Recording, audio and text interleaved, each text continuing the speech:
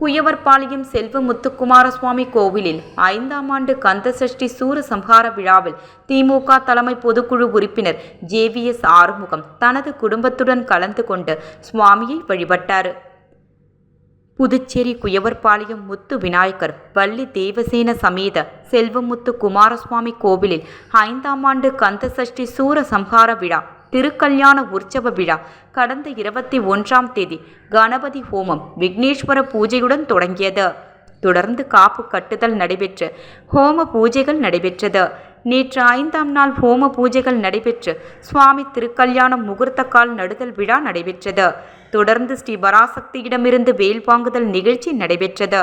தொடர்ந்து சிங்கமுகன் சூரசம்ஹார விழா 108 கனிகளால் லலிதா சகஸ்ரமநாம பூஜை செய்து சுவாமி உள் புறப்பாடு நடைபெற்றது. இதில் திமுக தலைமை பொதுக்குழு உறுப்பினர் JVS ஆறுமுகம் என்கின்ற சரவணன் தனது குடும்பத்துடன் கலந்து கொண்டு சுவாமியை வழிபட்டார்.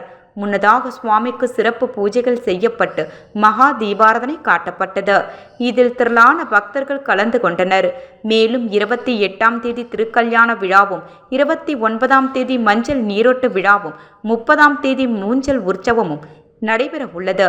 இதற்கான ஏற்பாடுகளை ஆலய நிர்வாக அதிகாரி செந்தில்குமார், தலைவர் கணேஷ், துணைத் தலைவர் ரமேஷ் என்கின்ற சிவராமன், செயலர் கோபால், பொருளாளர் கணேஷ், உறுப்பினர் இந்திரா மற்றும் விழா குழுவினர்கள் ராஜேஷ், கிருஷ்ணமூர்த்தி, ஸ்டீஃபன் ராஜ், வினோத், ராமகிருஷ்ணன் மற்றும் கந்த சஷ்டி உற்சவதாரர்கள், உபயதாரர்கள் உள்ளிட்ட பலர் சிறப்பாக செய்து வருகின்றனர்.